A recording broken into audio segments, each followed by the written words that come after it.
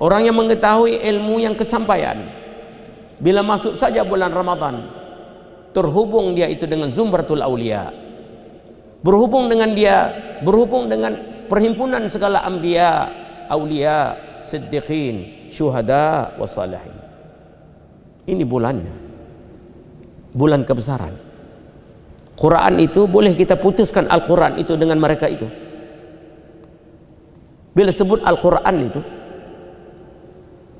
diturunkan Al-Quran itu kepada manusia. Manusia yang mana itu? Kan manusia itu banyak. Syahrul Ramadan alladzi unzila fil Quran hudan linnas, petunjuk bagi manusia. Manusia yang mana itu? Pertama dan utama bagi manusia itu golongan anbiya aulia, yang siddiqin, yang syuhada, yang salihin. Ini kategorinya. Ini peringkat-peringkat manusia itu. Tahap-tahap kemampuan manusia itu. Kemampuan manusia itu naik satu tangga kepada satu tangga, satu tangga kepada satu tangga, supaya tidak jemu manusia itu. Sentiasa ada tangga yang lebih atas yang boleh kita naik. Sentiasa ada lagi maqam kepada maqam, maqam kepada maqam, sehingga tidak ada kejemuan. Kita boleh tingkat terus. Ini jalan anbiya, aulia, siddiqin, syuhada, wassalihin. Yang dihubung kait dengan Ramadan itu, yang dihubung kait dengan perbuatan manusia, pemikiran manusia dan perasaan manusia itu. Nak membendung, nak membentuk. Sebab ilmu ini bahrul wasi', bahrul mughdiq, lautan yang tidak bertepi. Lautan yang tidak bertepi itu, kalau tidak dipasakkan tiang-tiang, tempat-tempat yang tertentu, penjelasan penerangan yang tentu itu, sudah pastilah manusia itu akan hanyut dengan gelombang-gelombang yang luas itu. Maka sebab itu Nabi membuat garisan 5 perkara itu.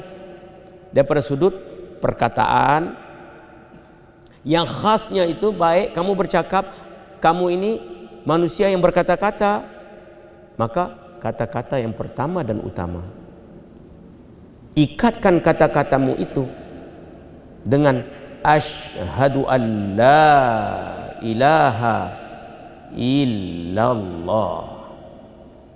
Ikatkan, sebut itu. Jadi pemikiran kamu, perasaan kamu, perbuatan kamu, tambatkan, pusatkan pada kalam ini, kalimah thayyibah ini. Jadi ilmu yang luas, yang lautan tidak bertepi tadi, sudah jadi satu pusatan titik yang dapat manusia itu tumpu sekarang. Masya Allah. Bayangkan kalau tidak ada kalimat itu, kalimat thayyibah itu, satu manusia boleh berpikir, mengatakan, oh kita semua sekarang tumpu pada kalimat ini. Dia boleh buat. Manusia boleh reka cipta. Manusia ini, hal keadaan manusia itu berpotensi, potential. Potensial manusia itu, berpotensi manusia itu, dia boleh buat apa juga. Boleh. Dengan sebab kebebasan, keluasan, kemampuan manusia itu boleh. Kalau tidak diterang jelasnya tadi antara boleh itu, ini yang terbaik, maka akan keluar bermacam-macam boleh. Bermacam-macam boleh. Dan satu sudut nampak mungkin berjaya. Satu sudut. Sebab manusia boleh buat, keluarkan kalam-kalam tertentu, maka tertumpu pada kalam itu menjadikan dasar kejayaannya. Mungkin boleh berjaya, tapi sejauh mana kejayaan itu tak tahu lagi. Tidak ada ketetapan. Tapi dengan adanya penerangan Nabi sallallahu alaihi wasallam, dipusatkan segala kalam manusia, kemampuan percakapan manusia itu dipusatkan kepada asyhadu an la ilaha illallah. Ini bahagian perhubungan hablum minallah yang tak nampak itu. Bahagian yang besar, bahagian yang luas bagi diri insan manusia itu, bahagian yang tak nampak, bukan bahagian yang nampak. Bahagian yang tak nampak itu. Bahagian yang penting dan terpenting itu. Bahagian ini berhubung kait dengan zikrullah, berhubung dengan sirri, amal sir itu. Amal sir ini berhubung dengan la ilaha illallah. Ini tempat tambatan sirri, berhubungan dengan yang gaib itu. Jadi bila kita sebut la ilaha illallah, walaupun kalimah itu nafi dan isbat, tapi nafi isbat itu menunjukkan kepada mana? Tentulah menunjuk pada yang tak nampak, yang gaib itu, yang kita imani itu. Oleh karena yang tak nampak, yang kita imani itu, sebab itu sirri. Sirri itu tak nampak, berlaku dalam senyap di dalam itu. Sirri itu kalimat yang awal Nabi buat garisan. Itu perkataan. Manusia ini kejayaannya dalam perkataan, berkata-kata itu.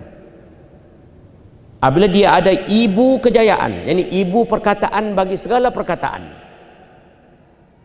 yakni asyhadu an la ilaha illallah. Asyhadu itu dikaitkan dengan asyhadu, yakni aku naik saksi. Aku naik saksi. Macam mana nak faham aku naik saksi itu ya? Aku naik saksi lah. Kalau kita menyaksikan satu insiden pelanggaran berlaku, setelah pelanggaran itu sudah habis, ambulannya sudah datang, semua orang sudah pergi, kesan-kesannya masih ada. Tiba satu kawan datang rapat, kawan rapat kita datang. Tengok kereta teruknya berlanggar. Begitu sekali kereta itu, keretanya masih ada lagi, kesan-kesan itu. Maka dia pun tanya dengan kita, engkau saksi tak? Apabila soalan itu dibuat kepada kita, bagaimana agaknya mata kita terbeliak tak? Naik hal tak? Itu naik saksi, ini ada halnya. Saksi ini penyaksian. Penyaksian ini ada sesuatu yang dia alami, dirasai. Sebab itu kita menyaksikan sesuatu. Kalau kita saksikan sesuatu itu, kalau penyaksian itu betul-betul kita menyaksikan dengan sepenuh hati, pasti akan naik halnya.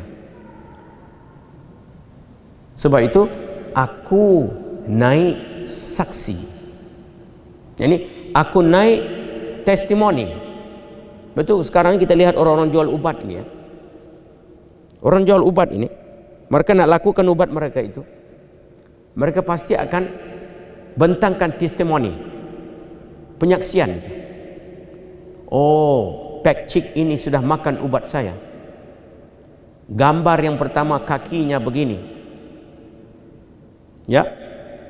Minggu yang pertama kakinya begini. Minggu yang kedua kakinya begini. Minggu yang ketiga hujung jarinya begini pula. Maka Pak Cik tadi yang makan ubat Majun 7 Gunung tadi membuat testimoni di depan orang ramai dan menceritakan, menunjukkan hujung jari kakinya yang kecil itu setelah sembuh dengan sebab makan Majun 7 Gunung itu.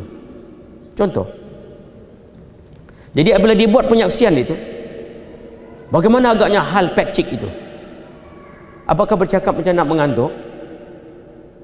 Atau bercakap Pak Cik itu dengan halnya? Itu orang naik saksi ini ada hal.